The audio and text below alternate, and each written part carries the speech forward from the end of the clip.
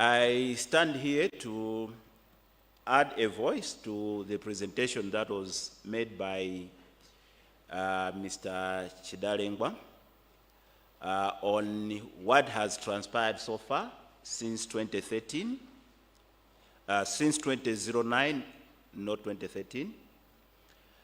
Just to agree more with the Director of Ceremonies that from 2009, we have collaborated with Save the Children in the sponsorship program, right from the design of the project through the implementation, monitoring, evaluation, and what have you. There are so many positive stories that have already been shared about this particular project. And I stand here just to emphasize on the 3, if not 4, of the areas that are worth celebrating as we celebrate 13 years of that project in Zomba.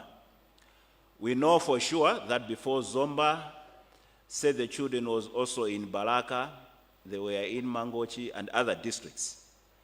But the interventions that were in Zomba under the sponsorship project deserve a bit more in terms of our celebrations. One critical area where the project has tried to strengthen our interventions as the government of Malawi is the interventions through what are normally called the community-based child care centers in terms of programming through the partners that were working in Zomba. There was mention of the interactive radio instruction, which is a package that empowers our caregivers to be able to provide a quality service for the children. And we have noted from what we started in Zomba through Chanko Radio, now we are scaling up, and through the Investing in Early Years project, the project has engaged Save the Children for a period of 2 years to provide more technical support to government through our ministry, so that we are able to roll out the interactive radio instruction program to all districts across the country. We started with Zomba, then it moved on to Mangochi, then in Chinja and Kasungu. Now we are continuing with the rolling out in 10 districts. The idea is by 2024 to have rolled out to all the 24 districts. And this is a program which is being aired through community radios on Mondays, Wednesdays, and Fridays to help build the capacity of our caregivers, but also make ECD programming more interesting for the children. From the IRI, as we call it, the other area is to do with literacy and mathematics. What we used to have as part of program implementation under early child development before was a lot of play with less focus on literacy and mathematics. But knowing that what happens at the ECD centers is a foundation for education, we have now embedded the packaging under the emerging literacy and mathematics as part of the revised national curriculum for early child development, level 3, with a view of improving the achievement of literacy and the mathematical skills amongst our preschool children as they are being prepared for schooling.